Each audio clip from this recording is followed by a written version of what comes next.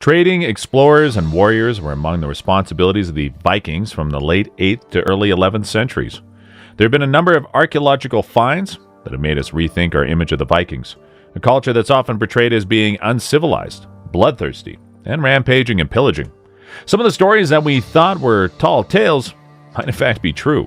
Space exploration is awesome, but did you know that crazy, unexplainable mysteries can happen on our planet as well? Even the smartest scientists have discovered strange things and facts in palaces, temples, monuments, and cities built by our ancient forefathers that are still in existence for us to enjoy. In this video, we still show you the 5 ancient Viking mysteries that scientists can't explain.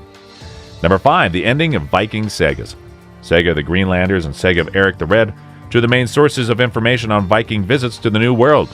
Since these sagas were written many centuries after the trips, they contain a lot of incomplete information. While the sagas are pretty descriptive of what the Vikings were after on their journey and what happened when they got there, they don't mention what happened after the Vikings left.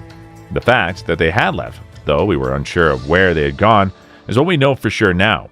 In the two sagas, Thorfinn Karlsefni is described differently after leaving for the New World. According to Greenlanders, he is said to have moved to Glomber, Iceland, while in the Saga of Eric the Red, he's said to have returned to the original family estate. The true history of Thorfinn might be more accurately based on Greenlanders, but Eric is generally considered more accurate. However, recent archaeological finds suggest Greenlanders might be more accurate. Glomber was buried underground for several decades until researchers discovered a huge longhouse in 2001-2002. The floor was found in a layer of rock that put the date at about 1104 AD. And we know this because the floor is colored due to the eruption remnants of Mount Hekla. Approximately 30 meters by 8 meters, the longhouse is very large, and its design suggests that it was owned by someone pretty powerful, such as Thorfinn Karlsefni. While the house is definitely Viking in origin, it differs from the typical Viking house in Newfoundland by having structure closer to contemporary houses. The settlement appears to have been owned by Thorfinn and his family, but it is not completely certain. These sagas indicate that Thorfinn and his wife left the New World and settled in Iceland. Finding the settlement where they live should be a remarkable historical find. Number 4, Viking slaves. As a society, Vikings seem to be an equal-class society. They had merchants, pirates, pillagers, and their wives waiting at home, or sometimes they took their wives with them. It's fascinating to know that there are just as many Viking graves at home, which were buried at those overseas, that reveal something fascinating as well. It's well documented that Vikings worked the land, but not alone. Part of the reason they raided and brought back slaves, called thralls, who worked the land with them. New evidence was shown that when Vikings died, their slaves died as well, proving that there were farmers at home too. As a result of digging done between 400 and 1050 in Norway, it's been discovered that not only did many Vikings have their thralls buried with their masters, who were frequently beheaded before joining their masters in the grave, but also that the lives that the Viking thralls led differed greatly in terms of class structure and living conditions. In contrast, the skeletons of thralls show they ate mostly fish, while the upper-class diet was more rooted in meats and vegetables. Despite being plentiful and cheap, meat from animals held a more religious, sacred connotation. Those who were thralls weren't just killed, they were sacrificed as well. Graves with many thralls show evidence that they were sacrificed. This was done to honor the dead, according to archaeologists. Oh, and before we continue, to fuel your curiosity, please don't forget to click the like button and subscribe to this channel for more videos about this. And now let's get back to it. Number 3, Sunstone Compass of Vikings. As a result of their incredible navigation breakthroughs and land discoveries, the Scandinavians were considered some of the greatest seafarers of their era. It's long been a mystery why ancient Vikings were capable of navigating the oceans with crystals. However, several researchers now believe it was because of crystals. A number of legends have suggested that the Vikings were able to navigate through the snow, and even when the sun or sky was not visible, as they were known as sunstones. Despite the fact that the sun was not visible in the sky when the Vikings described using several small crystals to assist with navigation. They used them as sunstones. To do this, the crystal had to be held up to the sky, moved around until the position the sun could be seen on it. Because there was no surviving instance of these sunstones around today, historians initially thought that the stories of their use as navigation were false and didn't really have anything to do with navigation of any kind.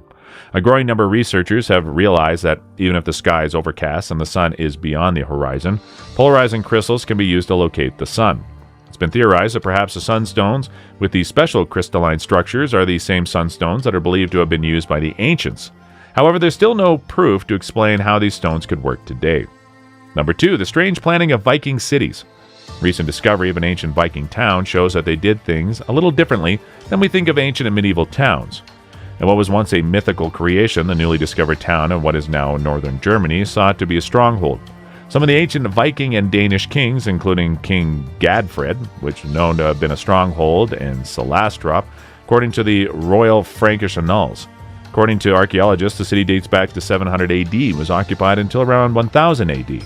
Approximately 200 homes were discovered on the site, along with all the traditional relics such as coins and jewelries. In addition to this, a longhouse of 30 meters was found, which probably served for military planning. During the time of civilization, the city was home to the military and elite. Merchants, craftsmen, and traders lived about 4 kilometers from there. So there were no merchants, craftsmen, or traders on this site.